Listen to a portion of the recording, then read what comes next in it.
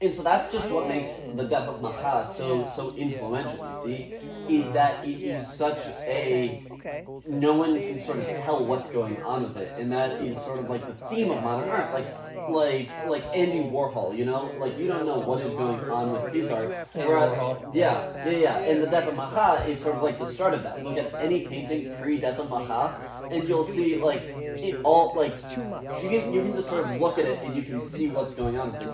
Look at one of Debbie's other paintings is Napoleon crossing the Alps. You see that and you're like, okay, I'm supposed to feel like patriotic about it. That's exactly what I'm saying all the time.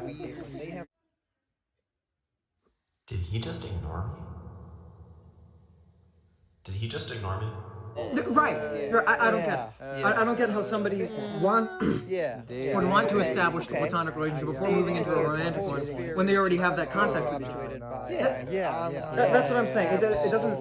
It doesn't make any sense to already have a whole background check to have it like that because it's like two separate parts of your brain. In my mind. It's like you only date within your certain friends. You never go anywhere It's too much. I don't want to know the too much. Like what do you even talk about dates, right? Never. When's the last time you guys went on a date? I have no clue what to talk about with dates. Like, let's pretend like we're on a date right now. Like, say this is like a bar and like we're on a date. Because like, what do you talk about? Oh yeah, thanks, yeah. So yeah, let's talk. Like, we'll talk about our interests, I guess. So, hi, my name is Jack. Nice to meet you. I'm Paul. Yeah. Nice to meet you, Paul. Nice to meet you. Okay, what do you like to do? What do I like to do? Well, it's not really so much as what I like to do as what I'm just like interested in.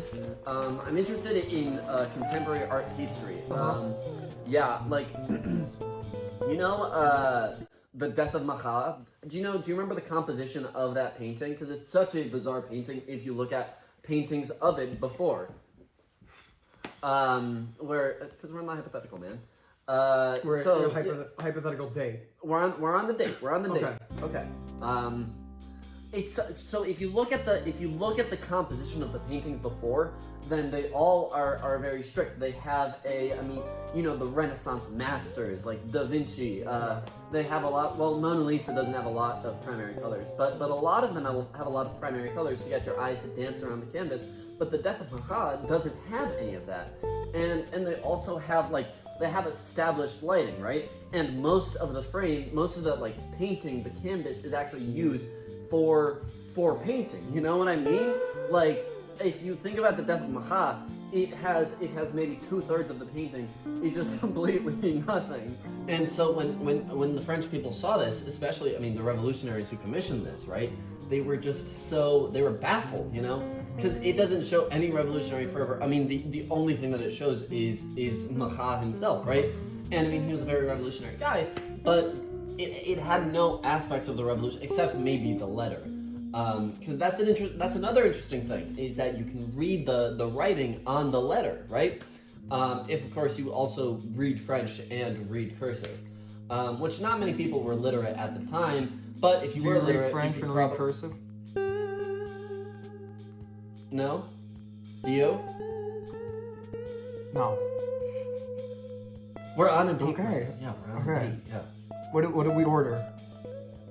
You're eating my goldfish. You got a problem with me eating? It doesn't matter what we ordered. We're on a date. We're supposed. Okay. It's supposed to. Okay. It's supposed to be us talking. Okay. Yeah. Okay. So let's have a conversation on our date. Okay. I'll go first.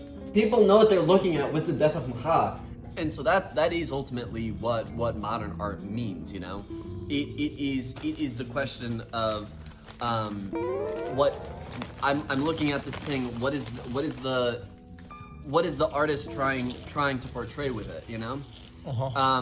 Like a great example, the soup cans. Andy Warhol's soup cans. You know Andy Warhol, one of the greats. You're not a big fan? That's fine. It's fine. You don't need to be a big fan. You just have to So the soup cans though, right? Yeah.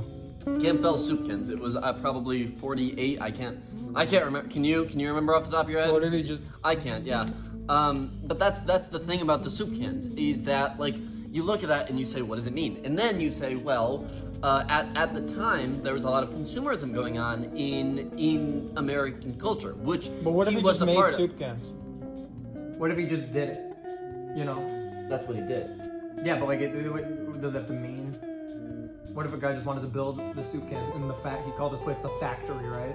What if he just made soup cans? He did. Do